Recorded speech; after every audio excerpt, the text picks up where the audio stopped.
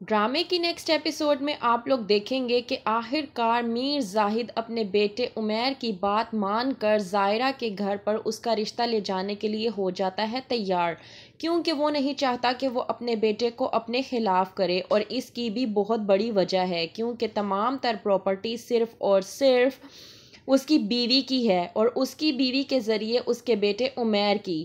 اسی بدولت دیکھا جائے تو اس کے ہاتھ کچھ بھی نہیں آئے گا، اور وہ نہیں چاہتا کہ وہ اپنے بیٹے کو اپنے مخالف کر کے تمام تر پراپرٹی اپنے ہاتھ سے جانے دے۔ اس لیے وہ چاہتا ہے کہ وہ اپنے بیٹے کی بات مان کر زائرہ کے گھر رشتہ لے جائے۔ لے کر جانے کے لیے رشتہ تیار ہوتی ہے نسرین، کچھ تھال سجائے ہوتے ہیں، وہیں پر آتی ہے میر زاہد کی بہن اور کہتی ہے کہ تم تو اس طرح تیاریاں کر رہی ہو جیسے تم اپنا رشتہ لے کر جا رہی ہو۔ نسرین کہتی ہے کہ اللہ نہ کرے آپا، آپ یہ کس طرح کی باتیں کر رہی ہیں، اللہ آپ کے بھائی کو میرے سر پر سلامت رکھے، اور ایسی بات کرنے سے پہلے آپ سوچتی کیوں نہیں ہیں۔ لے کر جاتا ہے میر زاہد اپنے بیٹے عمیر کا رشتہ۔ وہاں پر زائرہ کو یہ معلوم نہیں ہوتا کہ عمیر کا والد آخرکار کون ہے۔ جب کھانے کی پلیٹیں ڈائننگ ٹیبل پر سجا رہی ہوتی ہے، زائرہ کی اچانک نظر پڑتی ہے اس کی میر زاہد پر، اور وہ حیران و پریشان ہو کر رہ جاتی ہے کہ یہ میر زاہد آخرکار عمیر کے والد ہیں، وہی جن کے ساتھ زائرہ کی کافی انبن ہوئی تھی اور اس کے ساتھ کافی بدتمیزی بھی ہوئی تھی۔ میر زاہد جب زائرہ کو دیکھتا ہے تو وہ حیران و پریشان ہو جاتا ہے کہ دنیا میں صرف یہی ایک واحد لڑکی رہ گئی تھی جس کو میرے بیٹے نے پسند کرنا تھا۔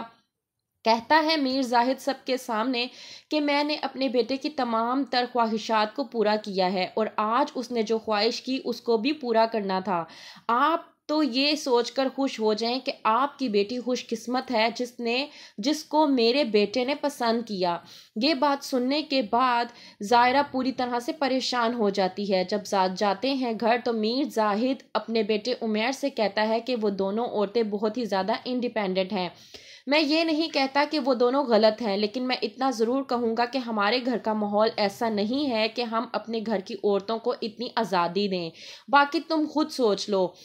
عمیر یہ بات سن کر پریشان ہو جاتا ہے اور زائرہ سے ملنے کے لیے جاتا ہے۔ زائرہ سے کہتا ہے کہ آخر تمہارے اور ڈیڈ کے بیچ میں ایسا کیا ہوا ہے جو ڈیڈ مجھے اس طرح کی باتیں کر رہے ہیں۔ زائرہ بتاتی ہے کہ میں اس طرح سے آفس میں انٹرویو کے لیے گئی تھی، وہاں پہ CV سبمٹ کروانی تھی، لیکن ایک انسان سے میری ٹکر ہو گئی، اور وہ انسان کوئی اور نہیں بلکہ تمہارے والد تھے، اور میری ان کے ساتھ تھوڑی انبن ہو گئی۔